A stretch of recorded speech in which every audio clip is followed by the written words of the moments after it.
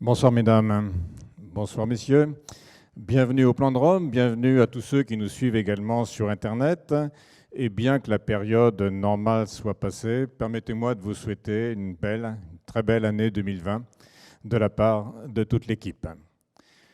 Ce soir, nous allons nous intéresser à un exploit technique relativement bien documenté, l'installation d'un obélisque de plus de 500 tonnes sur l'arête centrale du Grand Cirque, l'obélisque unique de Karnak, aujourd'hui sur la place du Latran à Rome.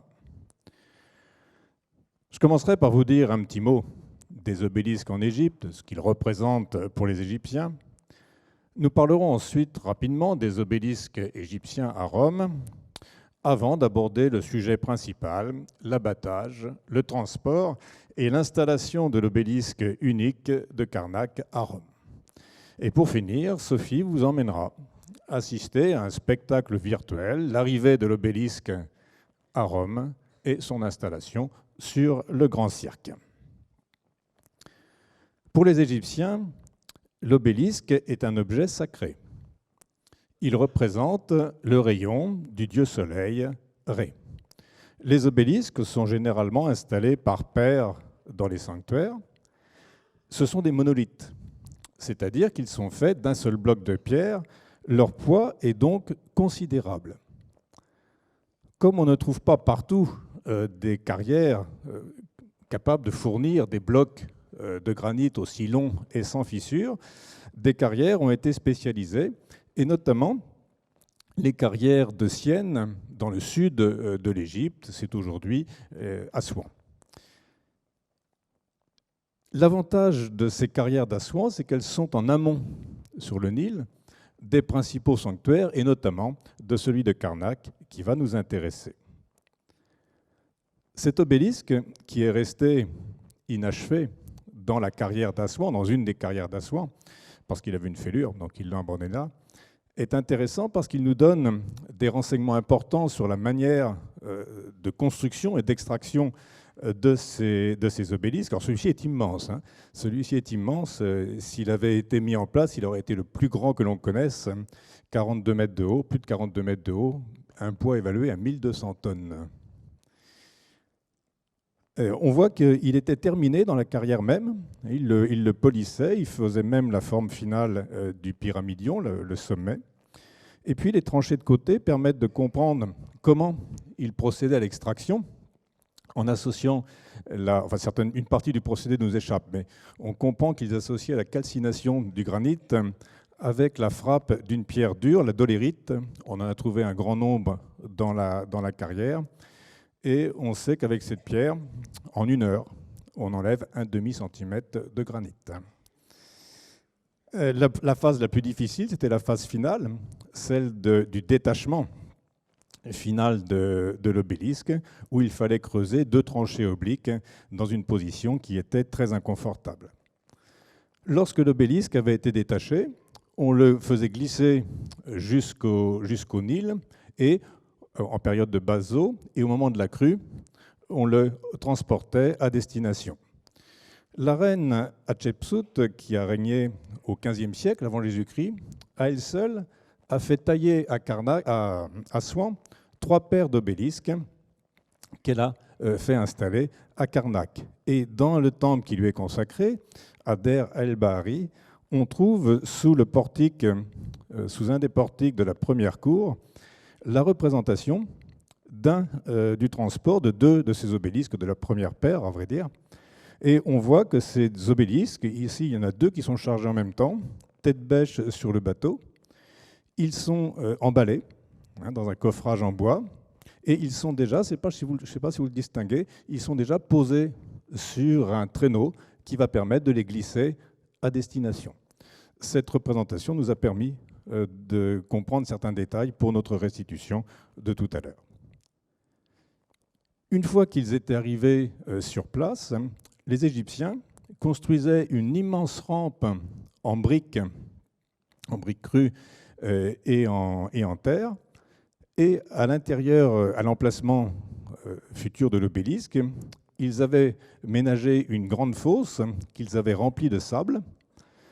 Au bas de la fosse, au bas du puits, ils avaient pratiqué des portes, et par les portes, ils enlevaient le sable quand l'obélisque avait été posé, et petit à petit, l'obélisque glissait à son emplacement définitif.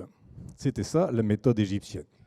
Ça, c'est une réalisation de l'équipe Archéovision de Bordeaux, avec laquelle nous avons beaucoup travaillé, en particulier avec Robert Vernieux, son ancien directeur, et Jean-Claude Golvin. Et beaucoup des travaux on leur doit beaucoup pour les travaux concernant l'Égypte, et le modèle du grand cirque que vous verrez à la fin, la première version, vient d'eux. Alors une fois les obélisques mis en place, ils étaient posés, il y a 3 parties dans l'obélisque, ils étaient posés sur un socle, généralement décorés de babouins cynocéphales. Les cynocéphales, c'est des babouins à tête de chien. Alors pourquoi ces animaux-là? Eh bien parce que ils sont réputés pour crier quand le soleil arrive, au premier rayon du soleil. Vous devez remarquer qu'il manque un obélisque là, puisque normalement c'est par paire. Le deuxième, je pense que vous savez où il est. C'est celui, voilà, place de la Concorde à Paris. Alors l'ingénieur qui avait déplacé l'obélisque, le deuxième, pour l'emmener à Paris, avait également emmené la base avec les 4 babouins.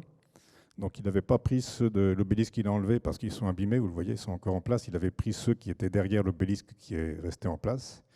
Mais on est à l'époque de Louis-Philippe, beaucoup de puritanisme encore à l'époque, et on a jugé que c'était indécent de voir ces 4 babouins mâles au pied de la place de la Concorde. Donc ils sont au musée du Louvre en fait, et on n'a rien mis sur la base.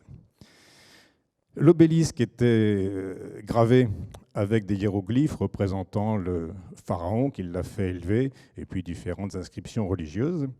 Et au sommet, eh bien, on recouvrait le pyramidion d'électrum. C'est un alliage d'or et d'argent qui le faisait étinceler au soleil. Alors parlons maintenant des obélisques à Rome. Lorsque l'Égypte devient romaine, c'est-à-dire après la bataille d'Actium, en 31 avant Jésus-Christ, on commence à faire venir des obélisques d'Égypte. C'est Auguste qui va commencer, le premier empereur. C'est à la fois un symbole de conquête et la marque de la puissance technique des Romains. On a retrouvé au total 14 obélisques à Rome. Leur importation, pour l'essentiel, va de la période d'Auguste jusqu'à celle d'Adrien, avec un pic important à l'époque de l'empereur Domitien. On est à la fin du 1er siècle après Jésus-Christ. La moitié des obélisques ont été importés sous le règne de Domitien. Aucun n'est aujourd'hui à sa place. Aucun, ils ont tous été déplacés. De toute façon, 13 sur 14 avaient été abattus. Le seul qui est resté debout, c'est celui qui est aujourd'hui place Saint-Pierre, mais il n'était pas à cet endroit-là avant. 13 ont été redressés à Rome, un a été redressé à Florence. Celui qui nous intéresse, c'est le plus grand de tous. C'est celui qui est installé sur la place du Latran depuis 1588 et qui était autrefois sur le Grand Cirque de Rome. Alors on l'appelle l'obélisque unique pour 3 raisons. D'abord pour une raison propre, parce qu'à Karnak, son lieu d'origine, il était seul, alors que d'habitude les obélisques sont par 2. Mais il est unique aussi parce que c'est le plus grand de tous. Il est 7 mètres plus haut que le deuxième plus grand obélisque de Rome, qui est l'obélisque de la place Saint-Pierre. Et puis il est aussi unique parce que il a été importé, c'est le dernier à être importé à Rome, après 2 siècles d'interruption d'arrivée des obélisques à Rome.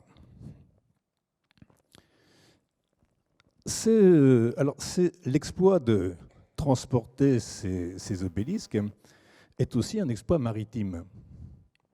Parce que non seulement il fallait les amener du temple où ils étaient en Égypte jusqu'à Alexandrie, et puis ensuite d'Ostie jusqu'à Rome, mais entre deux, il fallait traverser la Méditerranée.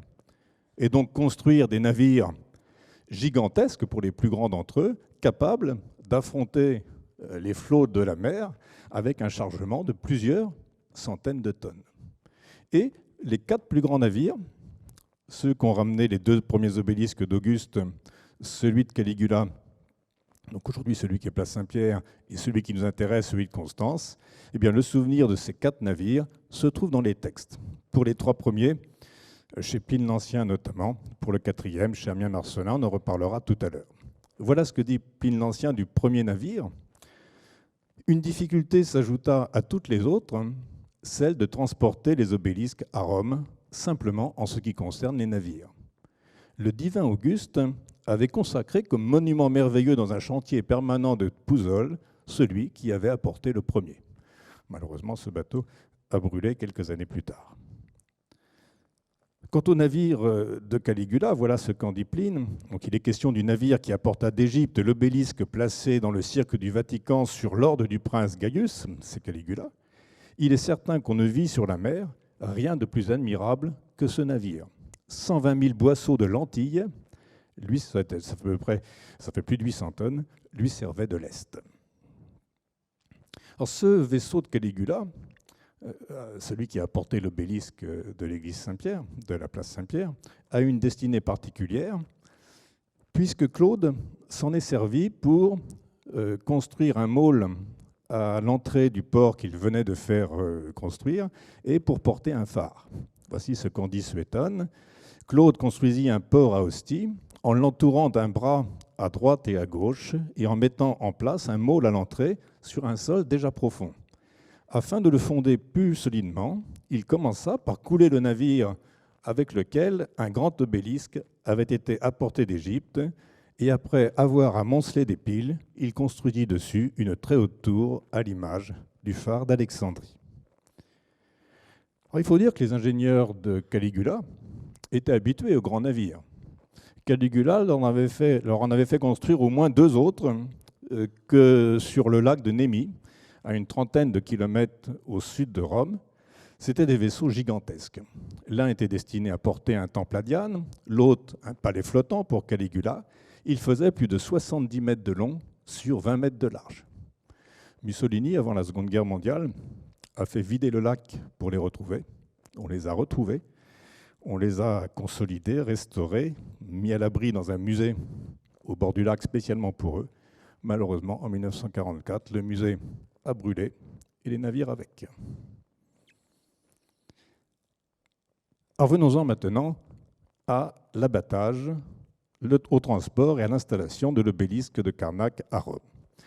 Pour cet événement, nous disposons de 3 sources. C'est assez rare. Source textuelle, source archéologique, source iconographique. La source textuelle, c'est un texte assez long d'Ammien Marcellin, un historien du IVe siècle qui est contemporain des événements, qui a peut-être vu d'ailleurs l'événement à Rome, et qui nous fait suivre toute cette opération d'un bout à l'autre, un petit peu comme un reportage journalistique. La décision est prise en 357 après Jésus-Christ, alors que Constance vient visiter Rome. Si vous vous souvenez, on avait fait une nocturne sur ce sujet il y a quelque temps. Constance ne réside pas à Rome, mais il est venu visiter Rome pendant quelque temps, et c'est au cours de ce séjour que, après une longue délibération sur ce qu'il ferait dans la ville, Constance II résolut d'ajouter à ses ornements, en érigeant au cirque Maxime, un obélisque. L'exécution ne tarde pas. 1 an après, en 358, à Rome, pendant qu'Orphitus exerçait encore sa seconde préfecture, on éleva au grand cirque un obélisque. Ammien Marcellin nous dit d'où il vient. Il vient de Thèbes. Et Thèbes, dans cette ville, parmi d'immenses bassins et diverses masses de pierres représentant les divinités égyptiennes, nous avons vu plusieurs obélisques, certains même abattus et tronqués. Il y avait en effet à Thèbes, aujourd'hui c'est Karnak, il y avait à Karnak beaucoup d'obélisques dans le sanctuaire. Ammien nous donne aussi les motivations de Constance. Ce sont des motivations d'orgueil. Les flatteurs qui gonflaient l'orgueil de Constance bourdonnaient sans cesse qu'Octavien Auguste, le premier empereur, avait bien fait transporter 2 obélisques depuis la ville égyptienne d'Héliopolis, mais qu'effrayé par les difficultés qu'entraînait sa taille, il n'avait osé ni toucher ni déplacer l'obélisque qui a été transporté de nos jours, c'est-à-dire l'obélisque du Latran. Amiens n'aime pas. Amiens n'aime pas Constance. Alors il s'empresse d'ajouter « Je veux apprendre à ceux qui l'ignorent que si ce prince du passé, c'est-à-dire Auguste, après avoir fait amener d'autres obélisques, ne voulut pas toucher à celui-ci, c'est qu'il était consacré au dieu Soleil en offrande particulière et fixé dans le sanctuaire inaccessible d'un temple imposant où il se dressait comme le sommet de l'ensemble. » Autrement dit, Auguste ne s'est pas arrêté pour des motifs techniques, mais pour un scrupule religieux. Je vous l'ai dit, Amiens Marcellin est polémique, mais il n'a peut-être pas tout à fait tort, parce qu'il faut savoir que les premiers empereurs, au moins jusqu'à Hadrien, ont respecté la religion égyptienne et qu'ils se sont fait eux-mêmes représenter comme pharaons. En tout cas, l'opération d'abattage est menée, alors non pas par Constance II, mais par son père, Constantin Ier. Constantin, qui accordait peu d'importance à ce motif, fit arracher cette masse à ses fondations et pensa avec raison qu'il ne commettait aucun sacrilège en enlevant une merveille à un temple pour la consacrer à Rome, c'est-à-dire dans le temple de tout l'univers. Nous sommes donc une trentaine d'années avant Constance. Et c'est donc en 358 que l'obélisque fut embarqué et traversant les mers et les flots du Tibre, il débarque au faubourg d'Alexandre, que 3000 séparent de la ville, puis il est placé sur des rouleaux, tirés doucement par la porte d'Ostie. Voilà donc cette source littéraire. Sophie vous parlera tout à l'heure de la suite du texte pour le trajet intramuros, mais venons-en maintenant à la source archéologique. Eh bien, on a retrouvé à Carnac les traces de l'abattage de l'obélisque. Et on s'est rendu compte qu'en fait, Constantin, entre 330 et 337, avait fait abattre non pas un obélisque, mais deux obélisques en même temps. L'obélisque unique, celui du Latran, qui est qui est au bas de l'image, et l'obélisque ouest du 7e pylône. Autrement dit, les ingénieurs romains de l'époque ont choisi, Constantin leur a fait choisir l'obélisque le plus prestigieux, le plus grand du sanctuaire, le plus important, le plus symbolique, celui qui recevait le soleil en premier, puisqu'on est à l'est du sanctuaire. Et l'autre obélisque, vous comprenez pourquoi ils l'ont choisi, c'était le plus facile à emmener. C'est le plus près du Nil, le Nil qui est en haut de l'image, c'est le plus près du Nil en ligne droite. On a conservé les traces surtout de l'abattage de l'obélisque du 7e pylône, qui lui, je vous le dirai tout à l'heure, est parti à Constantinople. Mais comme ce sont les mêmes équipes qui ont abattu celui-ci et l'autre, on peut supposer que les techniques utilisées ont été les mêmes.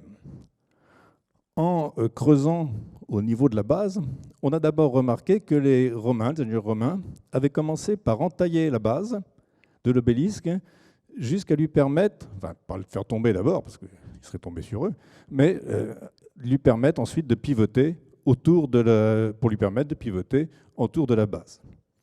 Ensuite, ils ont construit, on en trouve les traces sur une terrasse de terre et de briques construite à la mode égyptienne jusqu'à la hauteur du socle. On trouve la trace d'un échafaudage. On connaît le nombre de portiques exactement, et on comprend que l'obélisque a été abattu à l'aide de cet échafaudage, en passant de suspente en suspente, de la même manière qu'il va être érigé à Rome, vous le verrez tout à l'heure. En transportant ces deux obélisques, les ingénieurs romains, ont littéralement ravagé le sanctuaire de Carnac. Ils ont cassé des murs, rasé des bâtiments pour faire une immense glissière qui a conduit les deux obélisques jusqu'au Nil. Donc c'est une glissière à la mode égyptienne, c'est-à-dire que c'est recouverte d'une couche de limon mouillé et le traîneau qui porte l'obélisque glisse dessus comme sur de la neige, comme sur de la glace. Vous voyez que pour déplacer l'obélisque unique, il a fallu abattre, par exemple, ce bâtiment, l'édifice de Taharqa. Non seulement on l'a rasé jusqu'à la 4e assise de mur, Mais sous le poids des 500 tonnes de l'obélisque, vous voyez que le mur s'est enfoncé dans le sol. 500 tonnes lui sont passées dessus. Et puis, ils n'ont pas hésité non plus à creuser dans les murs. Ici, c'était un mur couvert de hiéroglyphes, de gravures. Hein. Eh bien, les Romains l'ont percé de 4 ouvertures pour faire passer les câbles des palans et probablement aussi pour attacher derrière leur point d'arrêt des palans. Passons maintenant au témoignage iconographique. Eh bien, on le trouve à Constantinople, là où est arrivé l'obélisque du 7e pylône. Sur la base de cet obélisque, l'obélisque de Théodose, puisque c'est Théodose quelques années plus tard qui le fera conduire à Constantinople, on voit que pour son transport, sa translation, quand il est couché, il est tiré par 4 câbles. Tout à l'heure, nous allons représenter le nôtre tiré par 4 câbles. 4 câbles qui sont eux-mêmes mus par 4 cabestans. On voit ici 2 de ces cabestans. Et à droite, on voit l'architecte avec la baguette dans la main qui doit donner l'ordre à des joueurs de cor ou de trompette de rythmer les mouvements de démarrage et d'arrêt des cabestans. Alors, quels sont les moyens techniques utilisés par les Romains pour cette opération? Eh bien, tout repose sur le principe du palan et du cabestan. Les Romains ne sont pas les inventeurs de ces techniques. Le système du palan, du levier, parce que tout repose en fait sur le principe du levier, sur ce principe que la puissance est inversement proportionnelle à la vitesse. C'est un principe qui avait déjà été formulé par Archimède, mais probablement encore avant lui. Et Papos d'Alexandrie, au IVe siècle, nous rappelle cette phrase célèbre d'Archimède, alors qu'on n'a pas conservée, hein, on ne sait pas si elle est vraiment exacte, mais Archimède qui disait « Donne-moi où je puisse me tenir ferme et je bougerai la terre ». Et sur le principe, c'est vrai, puisque avec des multiplications infinies, on peut théoriquement aller jusqu'à n'importe quel poids à partir d'une infime puissance. Si vous cherchez à lever un poids de 100 kg avec une seule poulie, il faudra exercer une force de 100 kg. Mais si vous mettez 2 poulies, vous avez 2 câbles, ça va mettre 2 fois plus longtemps, mais vous n'avez plus qu'à attirer 50 kg. Si vous mettez 3 poulies, ça mettra 3 fois plus de temps, mais vous n'aurez plus qu'à tirer 33 kg. 4 poulies, vous n'aurez plus qu'à tirer un quart du poids, etc. Le cabestan repose sur le même principe. Imaginons un cabestan qui a un treuil de 10 un axe vertical de 10 cm de rayon. Si la barre avec laquelle on le manœuvre fait 1 mètre, 10 fois plus, eh bien, un effort de 10 kg permettra de tracter 100 kg. Voilà donc ces 2 principes associés. Et on se rend compte que c'est ces 2 principes qui ont été utilisés dans 2 épisodes modernes bien documentés aussi d'érection, d'abattage et d'érection d'obélisques. L'obélisque, l'opération menée par Fontana sous l'ordre du pape Sixte Quint en 1586, l'obélisque qui est aujourd'hui place Saint-Pierre, se trouvait en fait un tout petit peu plus loin sur le cirque de Caligula. Alors c'était le seul qui était resté debout, lui. Fontana l'a abattu, l'a déplacé sur plusieurs centaines de mètres et l'a remonté au milieu de la place Saint-Pierre.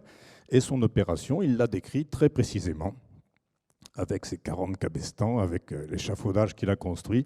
Nous avons toutes les informations et on sait bien qu'à cette époque, c'était encore les mêmes techniques que celles utilisées par les Romains. Et puis beaucoup plus près de nous, l'ingénieur Apollinaire Lebas a déplacé l'obélisque de Luxor jusqu'à place de la Concorde, également en utilisant des systèmes de palan et de cabestan. Il avait prévu d'utiliser une machine à vapeur à Paris, à la place des cabestans. Mais la machine qu'il a fait construire s'est avérée insuffisante. On a donc utilisé le système traditionnel des cabestans. Alors je résume les opérations. 330-337, sous Constantin, on abat les 2 obélisques à Karnak, on les transporte jusqu'à Alexandrie, on construit un navire de 300 rameurs pour les amener. Alors, on ne sait pas si les deux étaient prévus pour Rome ou pour Constantinople. C'est peut-être plutôt pour Constantinople. Et puis Constantin meurt, et les obélisques vont rester là un bon bout de temps. 30 ans, une trentaine d'années pour celui qui nous intéresse, puisque c'est en 358 que Constantin fait transporter le plus grand jusqu'à Rome. Il va donc remonter le Tibre jusqu'au Vicus Alexandrie, nous dit Amiens, le faubourg d'Alexandre. Et en effet, c'est là que se trouvent les premières installations portuaires de Rome. Et on a retrouvé dans le Tibre, à cet endroit, des restes de quais qui correspondent probablement à l'endroit où fut débarqué cet obélisque. Ensuite, il a été transporté sur des rouleaux par la Via Ostiensis, la voie d'Ostie. Ça représente, pour arriver jusqu'à la muraille d'Aurélien, jusqu'à la porte d'Ostie, un peu plus de 3 km. Et puis, ensuite, il va aller jusqu'au Grand Cirque, mais je laisserai Sophie vous raconter cette partie. Avant justement de passer à ce spectacle virtuel, je vais dire un mot quand même du deuxième obélisque. Lui, il a attendu au moins jusqu'en 363. On en est sûr parce qu'on sait qu'en 363, un auteur nous dit de l'avoir vu sur la plage d'Alexandrie. Donc on ne sait pas exactement quand il a été transporté, mais en 390, il est élevé par Théodose à Constantinople. Donc c'est entre les deux qu'il a été transporté. Voilà cet obélisque aujourd'hui. Vous ne trouvez pas qu'il est bizarre? Il a une drôle d'allure. Mais il lui manque 8-9 mètres. Il a été cassé. Il lui manque toute la partie basse. Alors ça, c'est un mystère parce qu'on ne sait pas où elle est. Il ne semble pas avoir été cassé à Karnak, à l'abattage. D'abord parce qu'on n'a retrouvé aucun reste de cet obélisque à Karnak, sur le lieu de l'abattage. Et puis deuxièmement, ça aurait été étonnant que les ingénieurs romains embarquent un obélisque en 2 morceaux, même si le morceau qui reste est quand même assez imposant. Alors il y a deux hypothèses. Il y a une tradition qui raconte que le navire qui l'a emmené à Constantinople a été jeté à la côte par une tempête au niveau d'Athènes. Peut-être qu'il a été brisé à ce moment-là. Une autre hypothèse, c'est qu'il a été brisé lors d'une première tentative d'élévation à Constantinople, parce qu'une inscription sur la base nous indique qu'il est resté longtemps à terre, comme s'il y avait eu une première tentative ratée et une deuxième tentative réussie par Théodose. Tout ça pour dire que l'élévation d'un obélisque n'est pas chose aisée. Mais je vais laisser maintenant Sophie vous raconter comment s'est passée l'installation à Rome même. Bonsoir.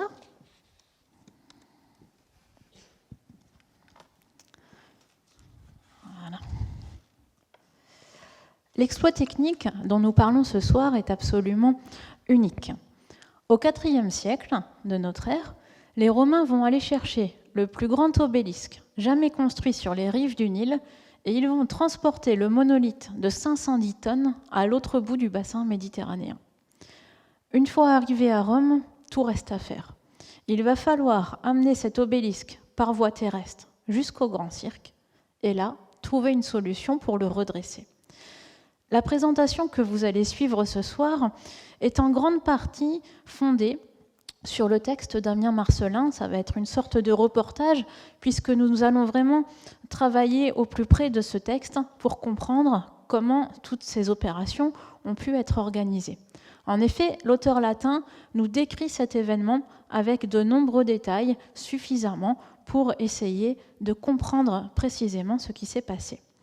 Le jour où cet obélisque est arrivé à Rome, on peut raisonnablement conjecturer qu'une foule de curieux s'était rassemblée pour assister au spectacle. Nous sommes ici en fin d'après-midi.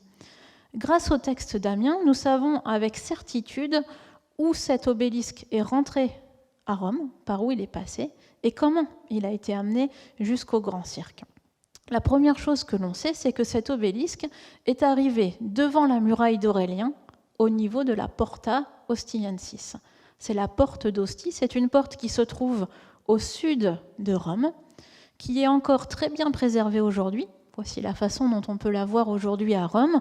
Elle est à quelques mètres seulement de la pyramide de Cestius, qui elle aussi est englobée dans la muraille aurélienne. Eh bien, c'est sous l'arc que vous voyez ici sur cette photographie, sous l'arc que l'on voit ici dans son état du IVe siècle, que cet obélisque est entré dans Rome. Alors, avant d'aller un petit peu plus loin et puis de voir comment ils s'y sont pris, il faut comprendre différents points techniques que je vais vous expliquer maintenant. La première chose, c'est que cet obélisque était protégé dans un coffrage de bois. Le but, c'était de protéger les arêtes, qui sont les parties les plus fragiles, pour qu'elles ne soient pas ébréchées, à la fois pendant le transport et également pendant les différentes manœuvres. Donc, l'obélisque est dans un coffrage de bois. Deuxième chose qu'il faut bien comprendre, c'est qu'il va être glissé sur des rouleaux de bois, selon la même technique que ce qui était communément utilisé dans l'Antiquité pour mettre les navires au sec. Or, vous l'imaginez en regardant cette image, ces pièces de bois, elles ne vont pas rouler harmonieusement sur les rues romaines qui sont pavées de dalles de basalte. Ça ne va pas fonctionner. Donc, pour résoudre cette difficulté, on pense qu'une glissière de bois a probablement été construite. Elle va être placée au-dessus de la rue, entre la rue et les rouleaux. Le but de cette glissière de bois, c'est de récupérer une surface relativement lisse qui va faciliter le glissement de la charge. Nous arrivons donc à un système relativement complexe pour amener cet obélisque jusqu'au Grand Cirque, constitué de différentes couches. Si je résume, nous avons la glissière qui va être placée sur les rues pavées.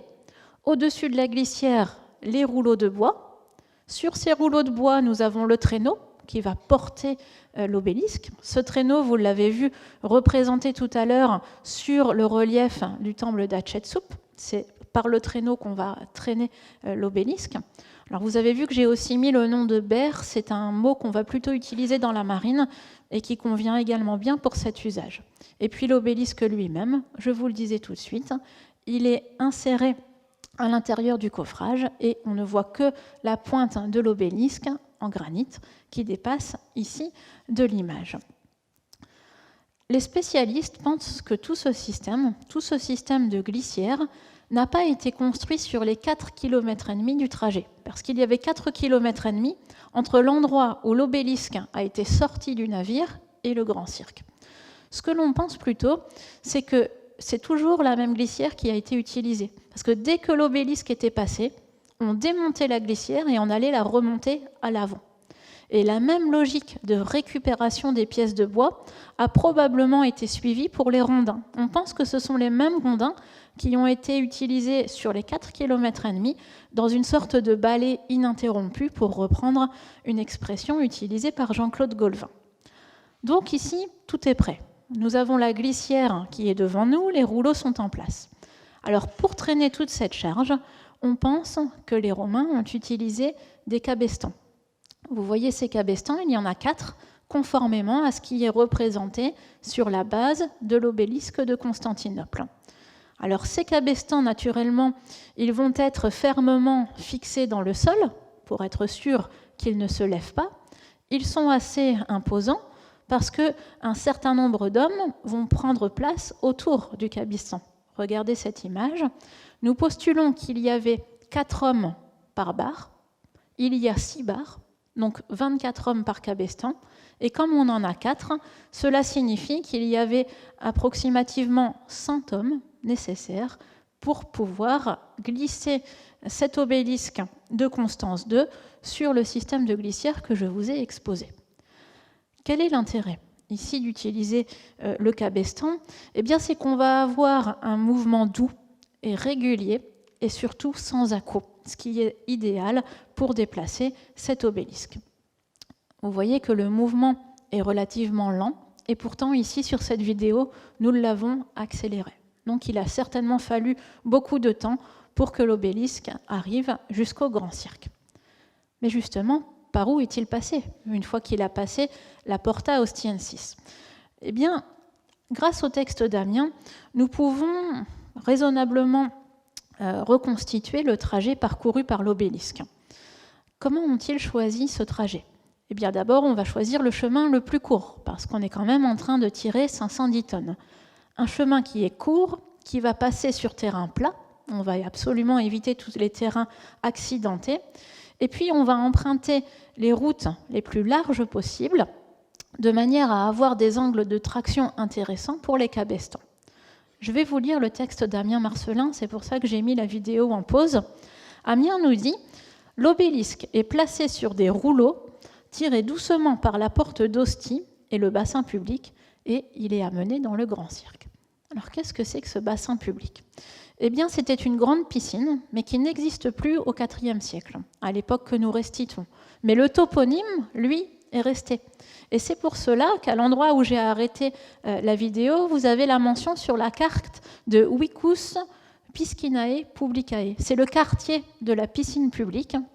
C'est le nom que ce quartier avait au IVe siècle, même si le bassin, lui, n'était plus visible. Alors, ce n'est pas grave. L'obélisque est tellement lourd qu'il ne va pas aller bien loin. Et nous allons reprendre la suite de la séance pour comprendre comment tout cela a fonctionné. Alors, ce qu'il faut bien comprendre, je vais vous expliquer un petit peu plus de choses que ce que j'avais prévu de dire le temps que le modèle virtuel se lance. Ce qu'il faut bien comprendre, c'est qu'une fois que l'obélisque va arriver au grand cirque, les ingénieurs ne vont pas pouvoir le placer où ils veulent. Parce qu'il va falloir qu'ils prennent en compte ce qui avait déjà été réalisé auparavant, 400 ans avant, par l'empereur Auguste.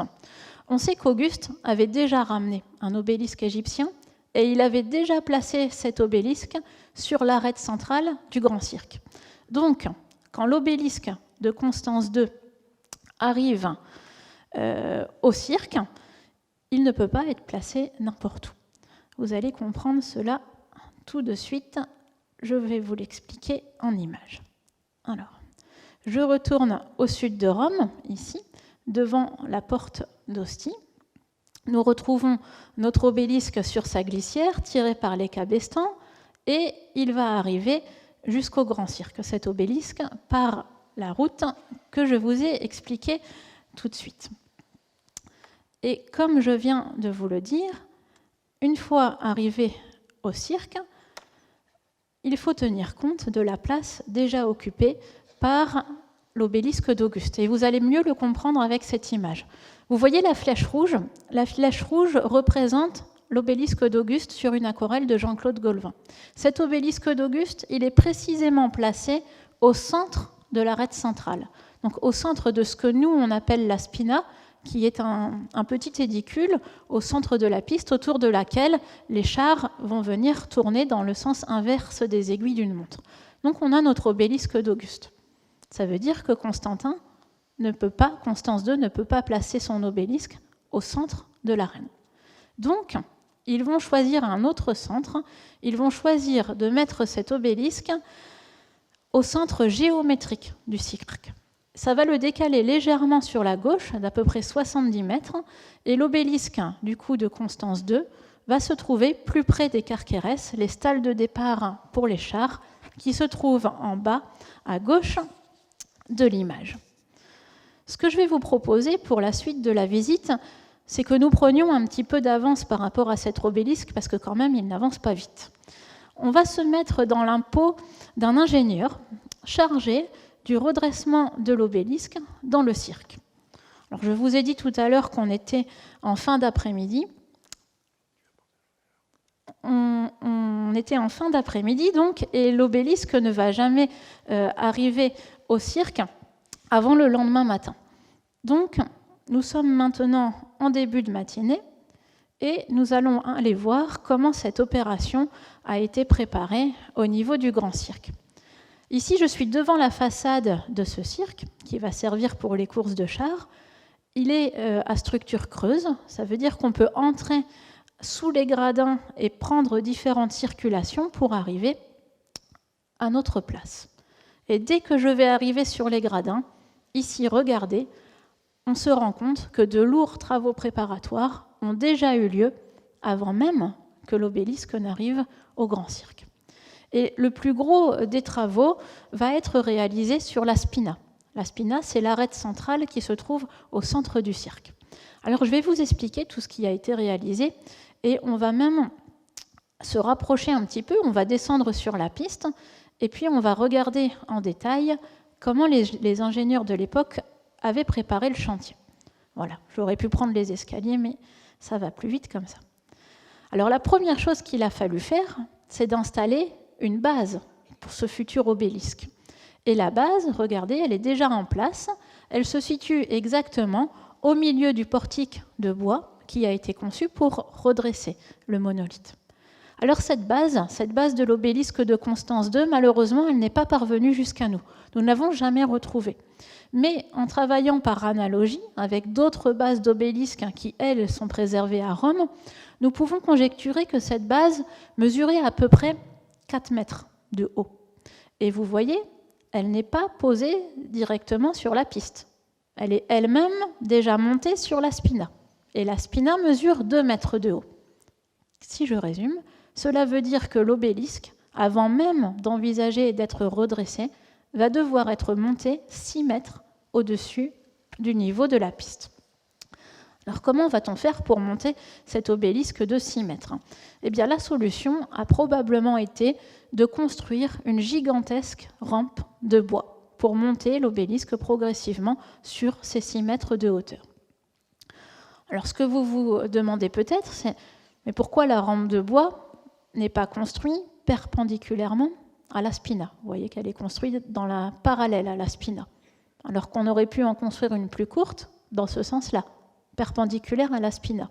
Pourquoi est-ce que cela n'a pas été fait ?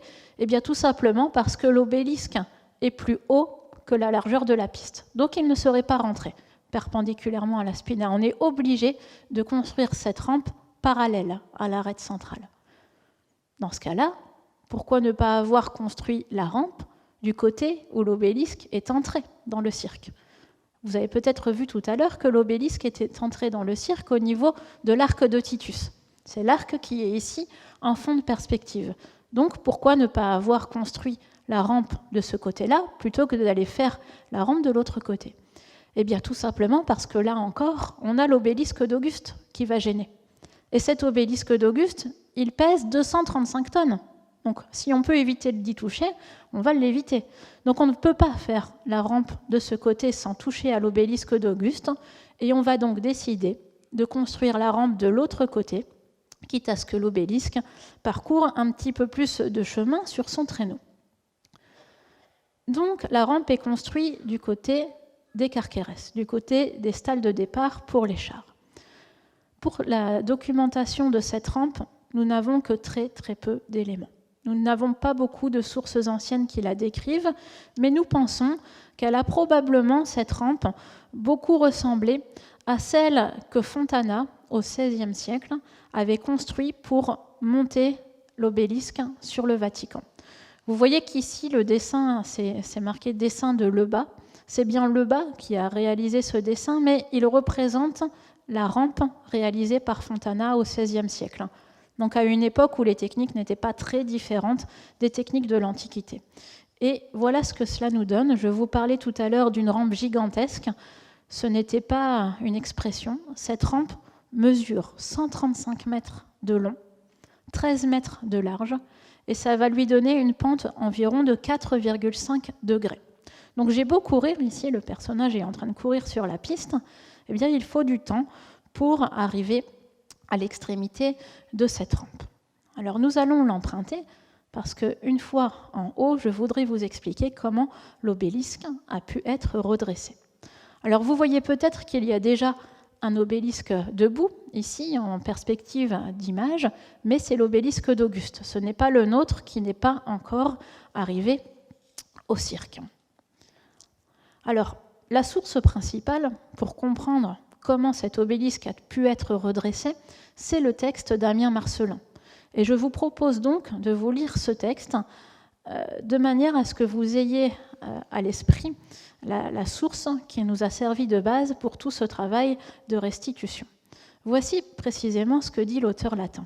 Il nous dit « À des poutres élevé à la limite du danger, on eût dit une forêt de machines, on attache de fortes et longues cordes à la façon de lys multiples, si rapprochées qu'elles voilaient le ciel. On entortille dans ces cordes la montagne elle-même, ornée de signes graphiques.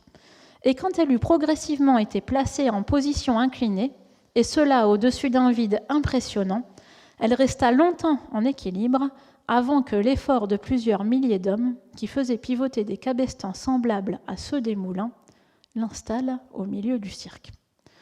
Alors ce texte latin, il use beaucoup d'hyperboles, de métaphores, notamment quand il parle de la montagne pour désigner l'obélisque. Mais regardez, ces mots sonnent quand même relativement justes une fois que l'on est devant cet échafaudage restitué à l'échelle 1. C'est en effet bien une image de forêt de bois que l'on a quand on voit cet échafaudage reconstruit d'après les hypothèses de Jean-Claude Golvin. Pourquoi y a-t-il autant d'hyperboles dans ce texte ? Eh bien parce qu'on est vraiment en face d'un exploit technique très important. Je vous redonne les chiffres. On va élever en une seule journée un obélisque de 510 tonnes et de 32 mètres de haut à la seule force humaine. C'est donc probablement cela qui a marqué l'auteur latin. Alors comment fait-on pour lever l'obélisque ? Eh bien, une grande partie de la solution va reposer sur l'utilisation de ces palans qui sont fixés jusqu'en haut du portique que je vous ai montré tout à l'heure. Nous avons dû considérablement simplifier le réseau de cordes suspendues à ces portiques pour rendre l'image intelligible. On estime, quand on fait les calculs, qu'il y avait à peu près 600 cordes suspendues sur ce portique pour pouvoir lever l'obélisque. 600 cordes. Si nous avions réellement représenté toutes ces cordes, tous ces cordages, ils auraient à eux seuls occupé la totalité de l'image, ce qui aurait beaucoup compliqué la compréhension du système. Donc, nous avons enlevé une partie de ces cordes pour que le système de levage puisse être compréhensible. Et vous allez maintenant pouvoir assister à l'opération en images grâce à une animation de synthèse qui va partir tout de suite. Ici, sur cette première image, on voit que le socle de l'obélisque est en place, celui que je vous ai montré tout à l'heure, et on voit également que l'obélisque est en position horizontale, suspendu au-dessus de ces portiques. Dès que les cabestans vont être actionnés, vous allez le voir, l'obélisque va commencer à se lever. Pour donner les ordres aux hommes répartis autour des cabestans, on peut supposer que les ingénieurs ont eu recours à des instruments de musique puissants. Au XVIe siècle, Fontana, qui était chargé de la mise en place de l'obélisque du Vatican, a utilisé des trompettes pour donner l'ordre aux hommes d'activer les cabestans. Et un coup de cloche signifiait qu'il fallait immédiatement stopper la manœuvre. Pour que l'opération fonctionne, vous comprenez que le silence devait être absolu, non seulement dans le cirque, mais également dans tout le quartier environnant.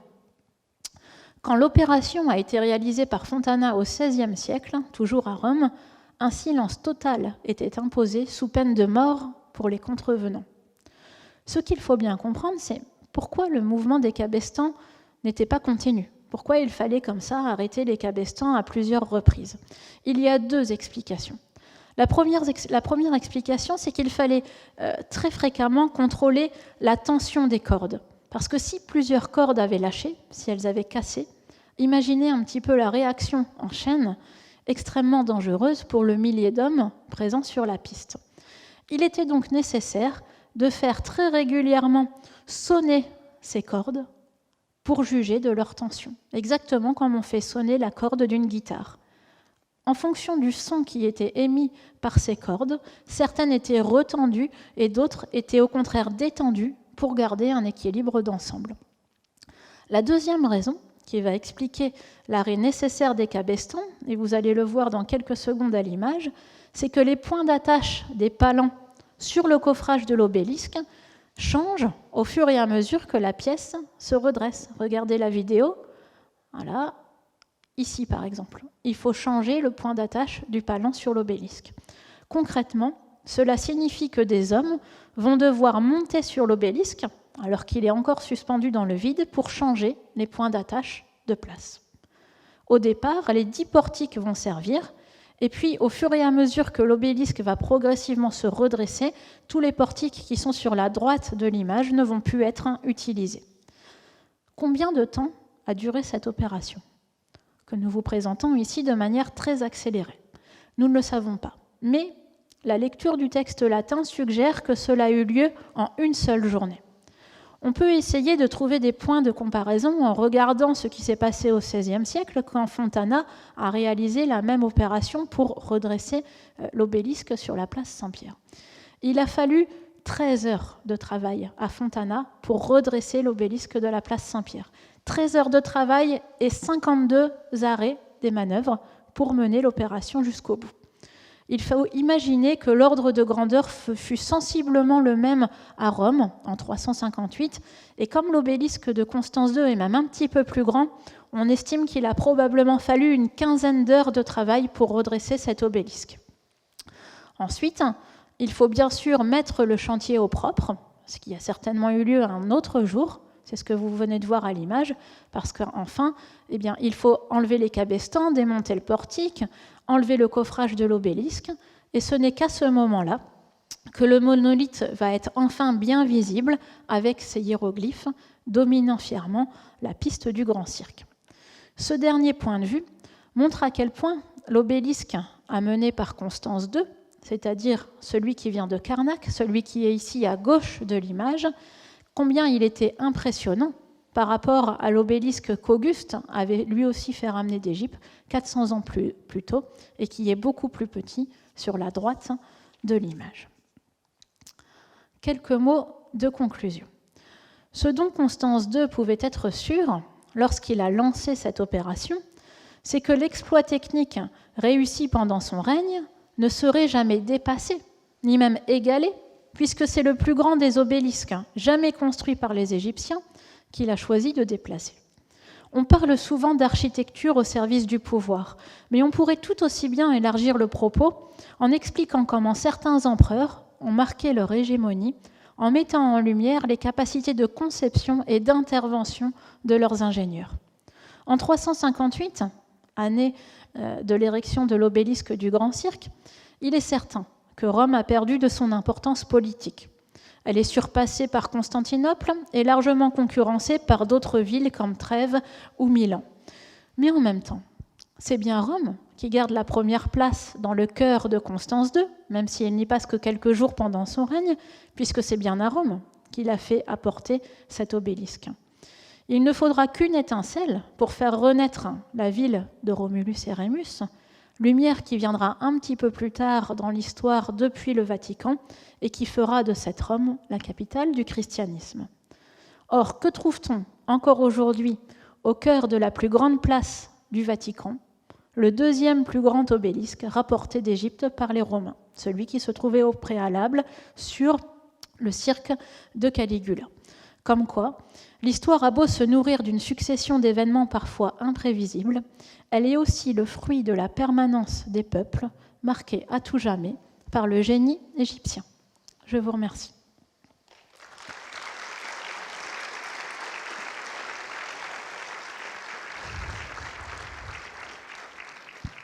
Merci à vous. Dans l'autre sens.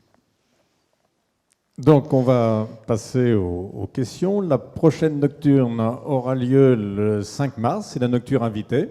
Et pour cette saison, ce sera Catherine Salle qui viendra vous parler ou commenter la fresque bien connue, la fresque de la villa, la grande fresque de la Villa des Mystères.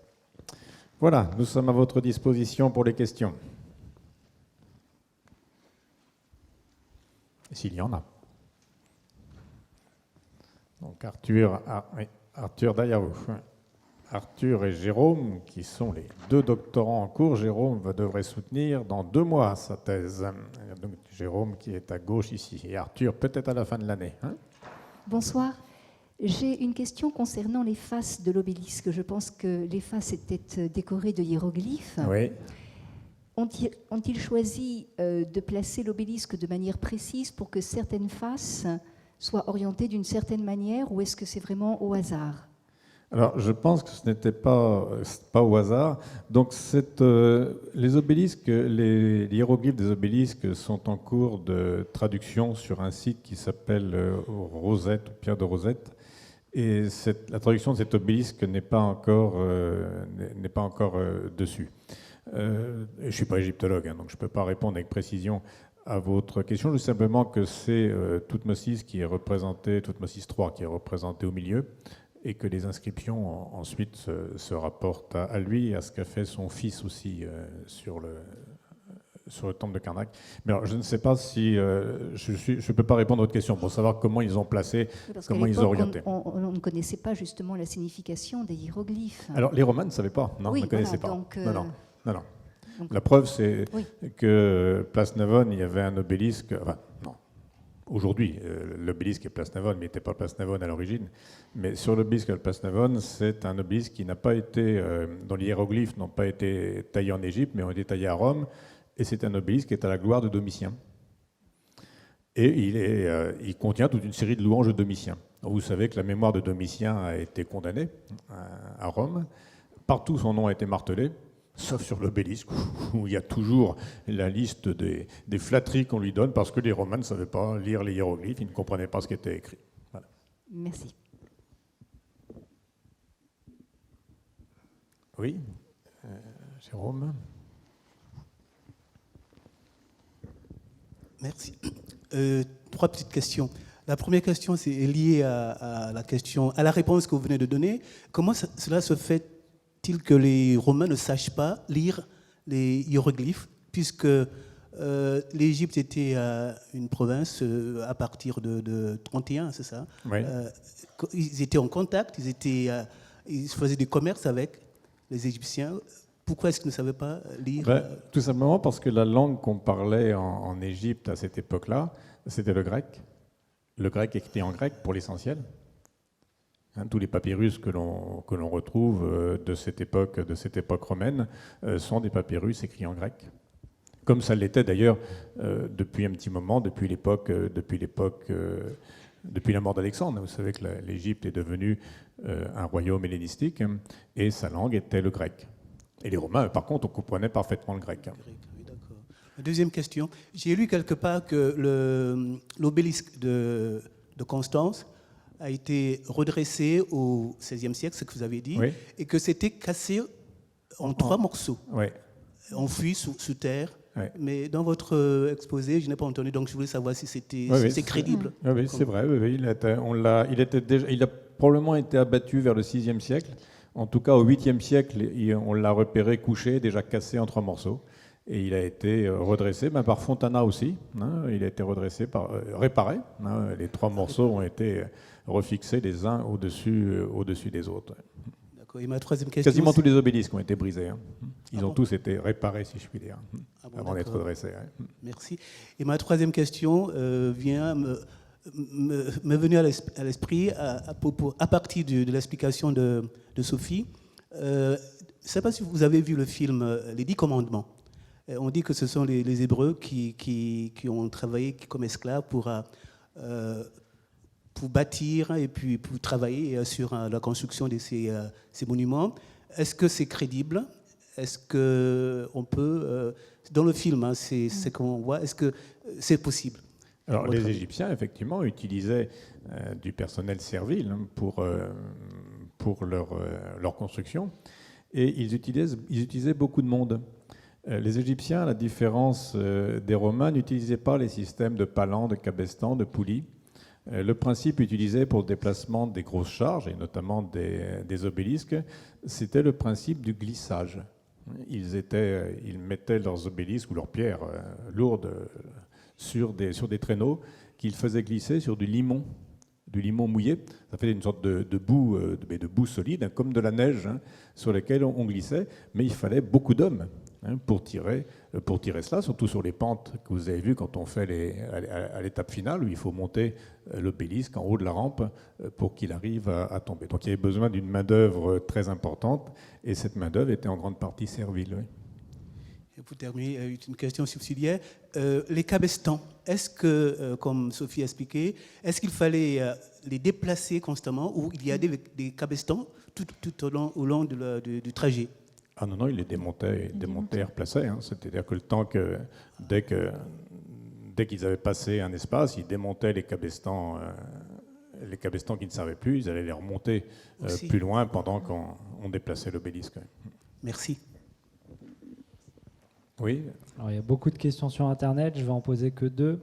Il y a une personne qui se demande comment se fait-ce que le Grand Cirque ait été autant détruit et à quelle époque et dans quel état était le Grand Cirque au moment où l'obélisque a été déplacé dans la zone du Latran. Alors, vous savez que lorsque l'Empire est devenu chrétien, petit à petit les jeux ont été interdits. Alors à la fois les jeux de l'amphithéâtre, mais aussi les jeux du cirque. Il semble que les courses de cirque aient encore continué jusqu'au début du VIe siècle. Mais au VIe siècle, tout s'arrête, le grand cirque est abandonné, l'obélisque est abattu, probablement par les chrétiens. Et lorsque Fontana l'a récupéré au XVIe siècle, le cirque avait été complètement abandonné, tous les monuments de la Spina étaient effondrés, il y avait beaucoup de terre déjà qui recouvrait la piste, et il a fallu fouiller pour retrouver les morceaux de l'obélisque, et de celui d'Auguste aussi, d'ailleurs, les deux ont été retrouvés. L'obélisque d'Auguste, lui, il était remonté Piazza del Popolo, à l'extrémité de Rome. Les deux ont été retrouvés en même temps, ils ont été déplacés, remontés à peu près en même temps.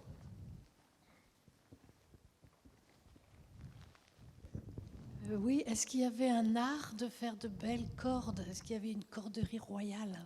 Alors, oui, on est obligé de le supposer, parce que les Romains ont beaucoup utilisé les cordes. Hein. Là, il s'agit de cordes qui sont très, très, très, très longues.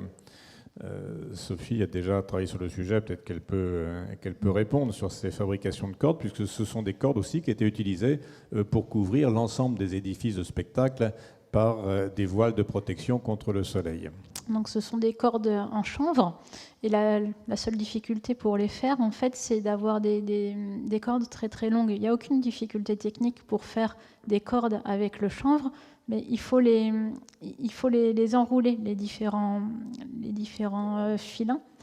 Et en fait, la seule difficulté technique, c'est d'avoir des cordes très très longues. Ça, c'est difficile à faire pour les Romains. Et on pense que dans ces cas-là, ils devaient probablement se fournir dans les mêmes ateliers que ceux qui étaient utilisés pour la marine marchande ou marine de guerre, puisque ce sont bien dans ces ateliers-là qu'il y avait le savoir-faire pour avoir des poutres de cette taille-là et également pour avoir des cordes de la bonne longueur.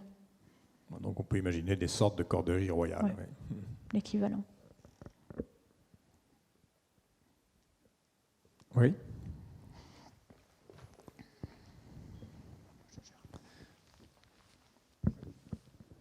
Oui, mais le poids de l'obélisque, comment se fait-il qu'il n'ait pas glissé de son étui en bois? Comment se fait-il qu'il n'ait pas glissé de l'étui de bois dans lequel il était quand on l'a redressé? Alors, il a été, on a simplifié la représentation. Il faut imaginer qu'il y a eu probablement eu D'abord, il était tout autour du coffrage de bois, et il y a des cordes qui étaient serrées à tendre pour bien serrer l'ensemble, et on peut supposer qu'il y avait des encoches qui ont été faites dans l'obélisque même, de manière à maintenir les pièces de bois et éviter que l'obélisque en effet glisse de son enveloppe. Oui.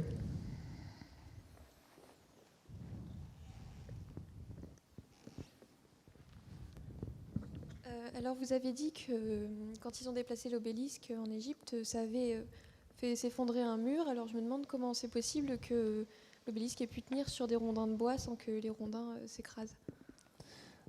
Alors le bois d'abord est plus souple que la pierre, et puis l'échafaudage de bois qui a été construit par les Romains a été conçu pour recevoir ces 510 tonnes, hein, ils le savaient, hein, alors que l'édifice sur lequel les Romains sont passés avec leur obélisque n'avait pas été conçu pour ça. Hein. C'était un obélisque classique, qui était un édifice classique qui n'avait pas des fondations prévues pour supporter un tel poids.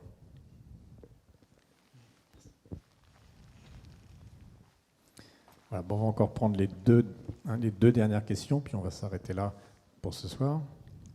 Les Romains ont donc pillé les obélisques qui existaient déjà, mais selon votre première réponse, ils auraient été également commanditaires de neufs. De neufs. Ils en auraient, commandé des ah oui, pardon, oui, tout à fait, oui, c'est ça. Dans les obélisques, alors quand je compte les 14 obélisques de Rome, c'est bien 14 obélisques qui viennent d'Égypte. Hein, 14 obélisques qui viennent d'Égypte. Certains ont été commandés par les Romains, effectivement, aux Égyptiens et livrés, par exemple, sans hiéroglyphes dessus. Et puis, il y a des obélisques, et là, je ne les ai pas comptabilisés, qui ont été fabriqués à Rome même, hein, ou en Europe même. C'est à Arles, je crois, que sur la Spina du Grand Cirque, qu'on a un petit obélisque qui est toujours à Arles, à l'emplacement pas loin non, plus où était le cirque, mais sur une place pas très très loin. Donc c'est à Vienne. Je ne sais plus, peu importe. Peu importe. Et là, il a été fabriqué en France. On voit bien que c'est du granit qui est de France. Oui. Et puis les obélisques, on a pris les cas le plus grands, mais il y en a qui sont tout petits. Hein. Celui qui est aujourd'hui sur le Caelius, c'est le plus petit dans la villa Caeli Montana. Il fait moins de 3 mètres, hein, 2 mètres 70, je crois. Alors pour qu'il paraisse plus grand, il a été réinstallé sur une base qui est beaucoup plus, qui le surélève, mais l'obélisque d'origine est tout petit. Lui.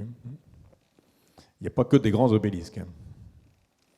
Voilà, il y avait encore une autre question, puis on va s'arrêter là. Et je voulais savoir, à un moment donné, il change la direction en linéaire, comme ça, oui. Il tourne à un moment donné. Comment ils ont fait pour tourner ?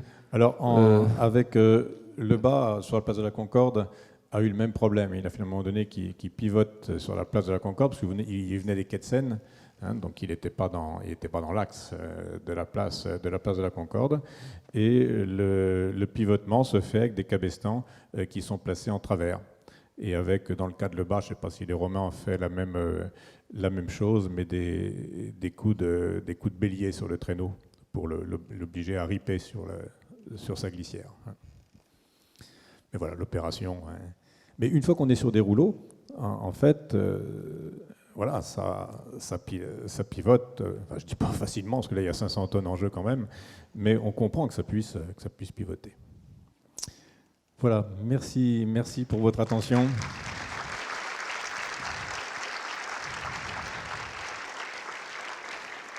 Merci beaucoup, et puis j'espère au mois prochain, le 5 mars, ce sera Catherine Salle.